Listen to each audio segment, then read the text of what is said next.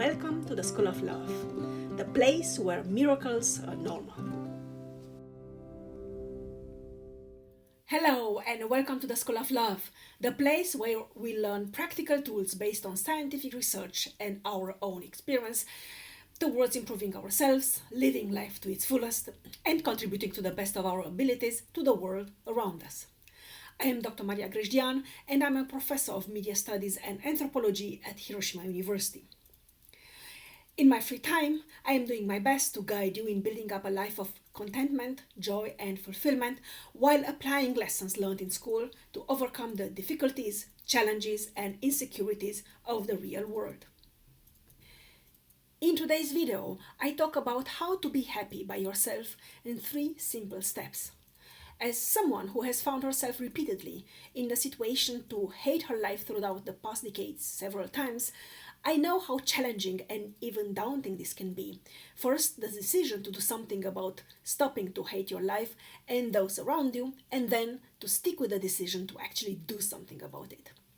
But sometimes we just find ourselves in the wrong life stage with unsuitable people around us who seemed so suitable just a while ago, and it feels as if we are watching a movie which is our own life, and it seems like it is someone else's movie for whatever reasons which might have led to this situation and which might have kept us in it. We feel increasingly stuck and resentful. Experience as well as research show that staying there will only make matters worse. By the end of this video, you will have 3 simple steps to implement to start to be happy with yourself and by yourself so that you can move forward in life with serenity and dignity. And now, first things first, that is 2 important disclaimers. The first disclaimer serves to strongly emphasize the fact that this YouTube channel, The School of Love, is not part of my educational and research activities at Hiroshima University. It is nonetheless part of my privilege, joy, and sense of duty to propagate and implement knowledge, information, as well as motivation and inspiration outside the limited framework of academic endeavors. Together, we can build up a better tomorrow for as many of us as possible. The second disclaimer relates to the fact that I am a trained musician and musicologist, and not a psychologist, therapist, or counselor. The ideas I am sharing in my videos reflect my deep-going preoccupation with life, my own life and other people's lives, and express the results of my experiences, research, and, for better or for worse, my failures, and my recovery from those failures. Recovery which is continuously ongoing. The ideas expressed in the videos on this channel named The School of Love cannot and may not and must not replace the consultation with specialists in whichever areas of your life you might have questions or you might struggle with. If you are new to the channel, at this moment I would like to ask you to please consider subscribing, sharing, liking, commenting. Thank you very, very much. This helps us not only with that mysterious algorithm which seems to dominate the galaxy of YouTube, but also with contributing to the expansion of the community of humans doing their best to impact positively the world and those around them by discovering their authentic selves and living life wholeheartedly. Thanks again. And now let's go back to the real topic of this video, which is how to learn to be happy by yourself. This is again a controversial topic, I would say, because most people say, well, you need others. Of course you need others. But you also need to be happy by yourself so that you don't become a burden to others. And so what I mean to be happy, to be content with yourself, to be happy that you have yourself. And then this inner happiness, this inner sense of joy will radiate outside towards the others and inspire them to do the same. So I think it's a win-win situation when we learn to be happy by ourselves. And many of you might know already that I have been living a very nomadic lifestyle for a long while, too long maybe. Well, it has different reasons, and well, I'm not going to get into that. But what I want to say is that the reason for that nomadic lifestyle was that every time I moved, and I have moved, God knows. So I moved between 2000 and 2013. I moved 17 times.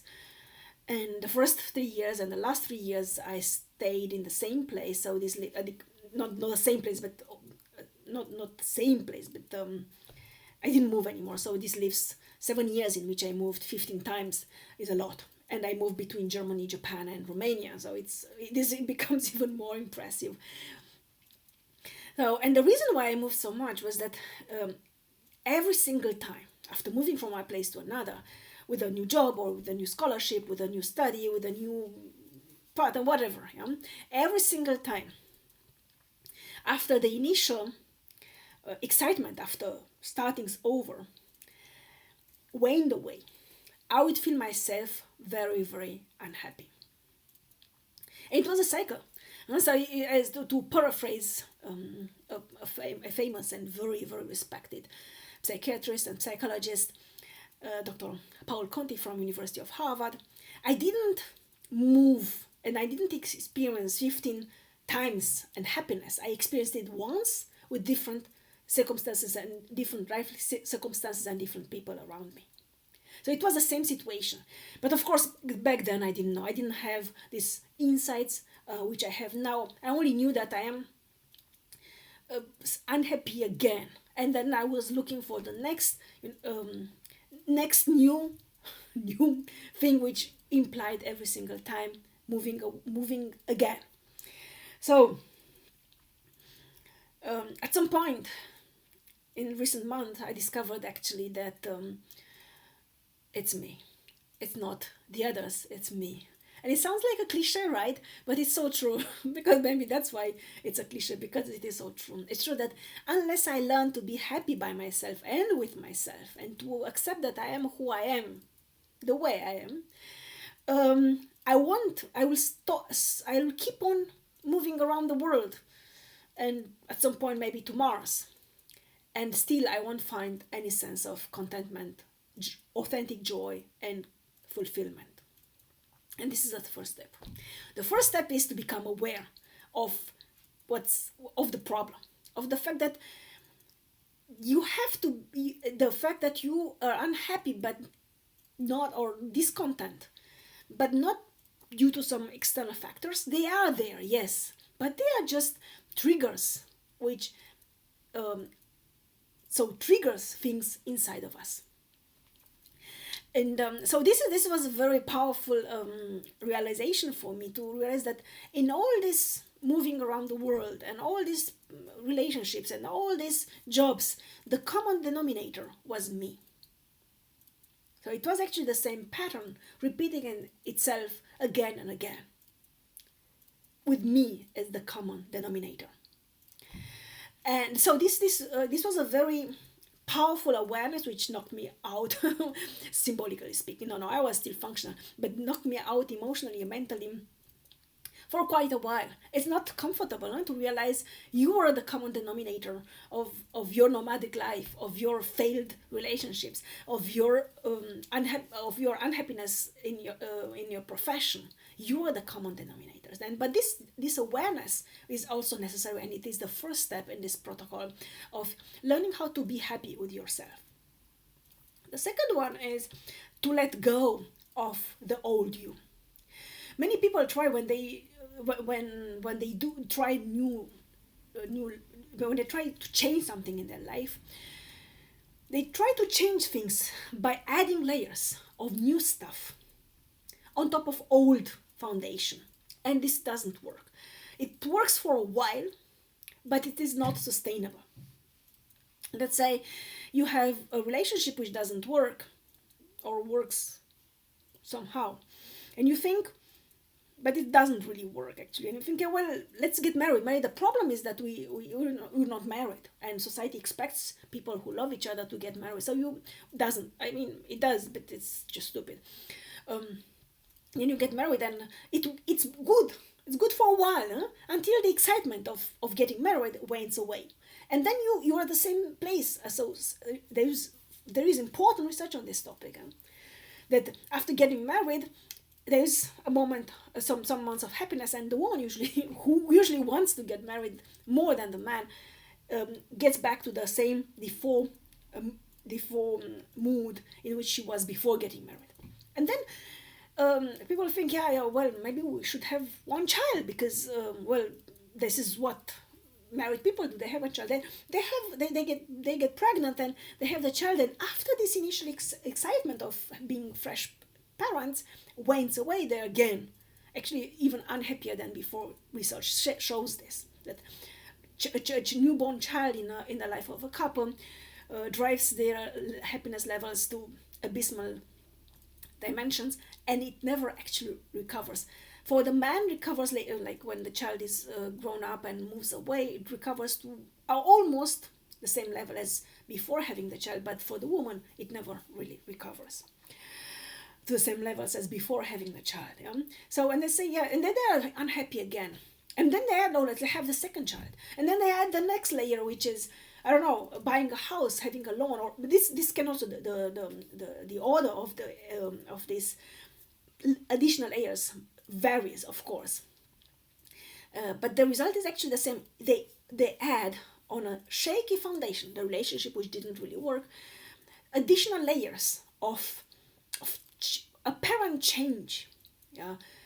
And at some point, the entire stuff comes crumbling down because we live such long lives. In the past, when people didn't live such long lives, things didn't crumble down because they didn't have the time to add so many layers, and because they didn't have time for the layers to come crumbling down. But nowadays they do, and we'll hear my prediction is that in the next year we'll hear increasingly of these things, of these situations in which people just collapse, and relationships and families and so on.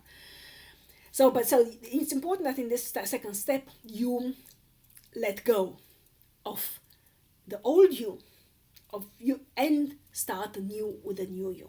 And this is not something you must keep in mind, that this new you doesn't mean that it's eternal new you, because we live such long lives, and what's good and new for you now will be different in 5 years, in 10 years, in 15 years. Yeah, so and be ready to shed your skin as like snakes regularly, so that you have new skin, you have new you. Doesn't also mean to deny it. Those experiences, those past you, those old yous at some point, are part of who you are today, and this is important. We respect them, we love them, we acknowledge them, and we put them at rest. I'm doing this, it sounds maybe a little bit metaphorical, but if you sit with yourself, and this is something people do, sit with themselves. If you sit with yourself, you realize how necessary it is. There's a reason why trees are shedding so the leaves of the trees are falling every autumn and come back, or not the same, but the trees receive new leaves in spring. There's the change and the continuity of life, and the permanence of change, as well as the impermanence of what we want to grasp, the impermanence of life, is they're so fundamental that we have to accept them in our own lives as well. The third step is to set the intention of being happy, of attaining that level of contentment. Maybe happy was the best word, but of attaining that level of contentment with yourself and by yourself, and giving this order, this command to your subconscious. Don't try to do it with your conscious mind, because your conscious mind will inadvertently fall into old patterns, into old strategies, into old tactics, and what you need is a new one. So give your subconscious mind this command: give me the best way, or the best solution towards becoming happy and content with myself and by myself. Why is this important? Because the subconscious mind, unlike your conscious mind, which is only yours, it's what makes you unique. The subconscious mind is connected to what Carl Jung called the collective subconscious, which has an immense amount of wisdom and depth and experience.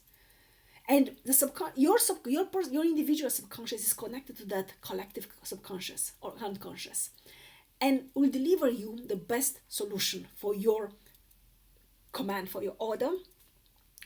And this is when the conscious mind kicks in for the second phase of the number 3, which is to divide that goal. It will be a process. It won't be a goal in itself. It will be a process, or it will be a goal and you'll have to find out. You'll have to design the process of attaining that goal. You take that goal and you divide it in two small goals, and then you take each of those small goals and divide them, each of them, into even smaller goals, and then you take each of those four smaller goals and divide them into even, like, every time into two smaller goals. And you do this. This is planning. This is how I plan my papers. This is how I plan my classes, how I plan my week. This is how and each of those goals, you'll do this until you have very small goals, which you can start to implement incrementally. Why is this important? First of all, if you divide the big goal into increasingly smaller goals, you will see on the way whether there, and probably there will be, discrepancies and illogical points, and you can repair them on the way while dividing them and creating the plan.